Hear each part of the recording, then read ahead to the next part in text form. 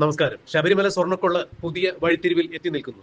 ശബരിമല സ്വർണ്ണക്കൊള്ളയുമായി ബന്ധപ്പെട്ട് special investigation team arrest ചെയ്ത് ഇപ്പോൾ ജയിലിൽ കിടക്കുന്ന പത്മകുമാർ നൽകിയ 10 കോടി രൂപയുടെ പിൻബലത്തിലാണ് പിണറായി വിജയൻ പത്മകുമാറിനെതിരെ പാർട്ടി തല നടപടികൾ എടുക്കാത്തത് എന്നുള്ള ഞെട്ടിക്കുന്ന വെളിപ്പെടുത്തൽ തന്നെയാണ് പുറത്തു വന്നിരിക്കുന്നത്. ശബരിമല സ്വർണ്ണക്കൊള്ള കേസിൽ CPM-ന്റെ സമുന്നത നേതാവും മുൻ കോന്നി MLA-യുമായ പത്മകുമാറിനെ സ്പെഷ്യൽ ഇൻവെസ്റ്റിഗേഷൻ ടീം ചോദ്യം ചെയ്യുകയും പിന്നീട് ചോദ്യം ചെയ്യലിൽ പത്മകുമാർ കുറ്റകരമായ അനാസ്ഥ വരുത്തിയിരിക്കുന്നു.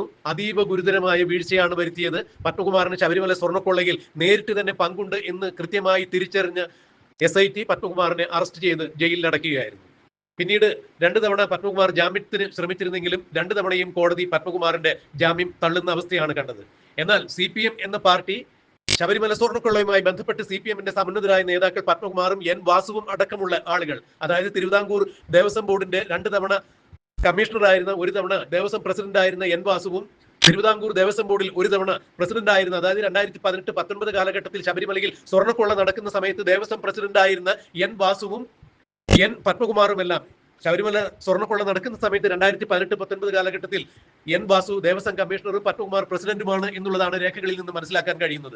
ഇവർ തന്നെയാണ് ശബരിമലയിലെ ശാസ്താവിന്റെ ശ്രീകോവിലിലെ കട്ടിളപ്പടി പുറത്തേക്ക്, സന്നിധാനത്തിന് പുറത്തേക്ക് സ്വർണം പൂശുന്നതിന് കൊണ്ടുപോകുന്നതിന് വേണ്ടി സ്വർണം പൂശിയ ചെമ്പുപാളികൾ എന്നുള്ളത് വെട്ടിത്തിരുത്തി ചെമ്പുപാളികൾ എന്ന് മാത്രം തിരുവിതാംകൂർ ദേവസ്വം ബോർഡിന്റെ മാനുവലിൽ എഴുതി ചേർത്തുകൊണ്ട് ഉണ്ണികൃഷ്ണൻ പോറ്റിക്ക് വേണ്ടി ആ കട്ടിളപ്പടിയും കട്ടിളവാതിലും പുറത്തേക്ക് കൊടുത്തയച്ചത്. ഇതുപോലെ തന്നെയാണ് ശബരിമല സന്നിധാനത്തിലെ ദ്വാരപാലക ശില്പങ്ങളിലെ സ്വർണ്ണപ്പാളി ചെമ്പ് എന്ന് തിരുവിതാംകൂർ ദേവസ്വം ബോർഡിന്റെ മാനുവൽ എഴുതി ചേർത്ത് ഉണ്ണികൃഷ്ണൻ പോറ്റിക്ക് വേണ്ടി ചെന്നൈ സ്മാർട്ട് ക്രിയേഷൻസിലേക്ക് കൊടുത്തയച്ചത്. ഇത് ശബരിമല ദേവസ്വത്തിന്റെ മാനുവലിന് വിരുദ്ധം തന്നെയാണ്, ചട്ടങ്ങൾക്കും നിയമങ്ങൾക്കും വിരുദ്ധം തന്നെ ആയാണ് പ്രവർത്തിച്ചത്. തിരുവിതാംകൂർ ദേവസ്വം ബോർഡിന്റെ കീഴിലുള്ള ശബരിമല ദേവസ്വത്തിന്റെ സ്വർണ്ണ നിർമ്മിതികൾ ഉൾപ്പെടെയുള്ള മരാമത്ത് പണികൾ സന്നിധാനത്തിന് പുറത്തേക്ക് കൊണ്ടുപോകാൻ പാടില്ല എന്ന തിരുവിതാംകൂർ ദേവസ്വം ബോർഡിന്റെ ചിട്ടവട്ടങ്ങൾ ലംഘിച്ചുകൊണ്ട് തന്നെയാണ് അന്ന് തിരുവിതാംകൂർ ദേവസ്വത്തിന്റെ പ്രസിഡന്റായിരുന്ന പത്മകുമാറും കമ്മീഷണറായിരുന്ന N വാസുവും ആ ചട്ടങ്ങളിൽ തിരുത്തൽ വരുത്തി അത് ഉണ്ണികൃഷ്ണൻ പോറ്റിക്ക് കൊടുത്തയച്ചത് എന്നുള്ളത് തന്നെയാണ് SIT കണ്ടെത്തിയത്.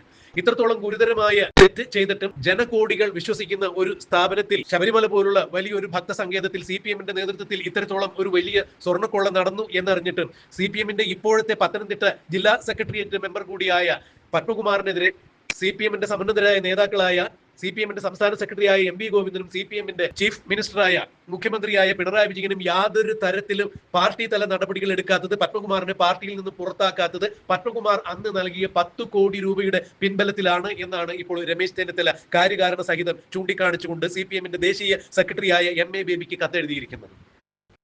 കഴിഞ്ഞ ലോക്സഭാ തെരഞ്ഞെടുപ്പിൽ 10 കോടി രൂപയാണ് പത്മകുമാർ പിരിച്ച് CPM-ന് നൽകിയത്. ഈ 10 കോടി രൂപ എവിടെ നിന്ന് വന്നു എന്നുള്ളതിന് കൃത്യമായ കണക്കുകൾ കാണിക്കണം. ഈ 10 കോടി രൂപയിൽ എത്ര കോടി രൂപ മുഖ്യമന്ത്രി മാറ്റിയിട്ടുണ്ട് എന്നുള്ളതെല്ലാം രമേശ് ചെന്നിത്തല ഉന്നയിക്കുന്നു എന്നാണ് മനസ്സിലാക്കാൻ കഴിയുന്നത്. അതെന്ത് തന്നെയായാലും ഈ 10 കോടി രൂപയിൽ ഏതെങ്കിലും തരത്തിൽ ഒരു നയാ പൈസ പോലും MA ബേബി കൈപ്പറ്റിയിട്ടില്ല എന്നുണ്ടെങ്കിൽ രമേശ് ചെന്നിത്തല ഇപ്പോൾ അയച്ചിരിക്കുന്ന ഈ കത്തിന് MA ബേബി രമേശ് ചെന്നിത്തലയ്ക്ക് രാഷ്ട്രീയ മറുപടി കൊടുക്കുവാൻ ധാർമ്മികമായി MA ബേബിക്ക് അത്തരത്തിൽ ഒരു ഉത്തരവാദിത്തമുണ്ട് എന്ന് തന്നെയാണ് മനസ്സിലാക്കുന്നത്.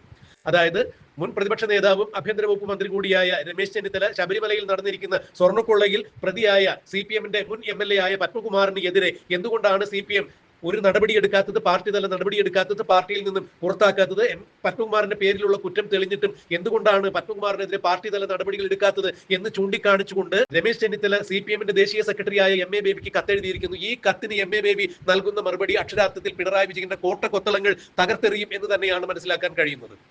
ശബരിമല പോലുള്ള ഒരു വിഖ്യാതമായ ക്ഷേത്രത്തിൽ CPM-ന്റെ നേതൃത്വത്തിൽ സ്വർണ്ണക്കൊള്ള നടന്നിരിക്കുന്നു എന്ന് പറയുമ്പോൾ അത് കാര്യകാരണ സഹിതം ചൂണ്ടിക്കാണിച്ച് 10 കോടി രൂപ കഴിഞ്ഞ ലോക്സഭാ തെരഞ്ഞെടുപ്പിൽ പത്മകുമാർ പിരിച്ചത് എവിടെ നിന്നാണ്, 2018-19 കാലഘട്ടത്തിൽ ശബരിമല സ്വർണ്ണക്കൊള്ള നടന്നിരിക്കുന്നു എന്ന് SIT രേഖപ്പെടുത്തുമ്പോൾ പിണറായി വിജയന്റെ കീഴിലുള്ള ആഭ്യന്തര വകുപ്പിന് കീഴിലുള്ള SIT ഉദ്യോഗസ്ഥർ തന്നെ ഈ കാര്യം വിശദമായി ബഹുമാനപ്പെട്ട കോടതിയെ ധരിപ്പിച്ചിരിക്കുന്നതിനാൽ, കോടതിക്കും ഈ കാര്യം ബോധ്യമായിരിക്കുന്നതിനാൽ CPM-ന്റെ ദേശീയ സെക്രട്ടറിയായ MA ബേബി CPM-ന്റെ നേതൃത്വത്തിലുള്ള ഈ സ്വർണ്ണക്കൊള്ളയ്ക്ക് മറുപടി തരണം എന്ന് തന്നെയാണ് രമേശ് ചെന്നിത്തല ഇപ്പോൾ ബേബിക്ക് അയച്ചിരിക്കുന്ന കത്തിൽ സൂചിപ്പിച്ചിരിക്കുന്നത്.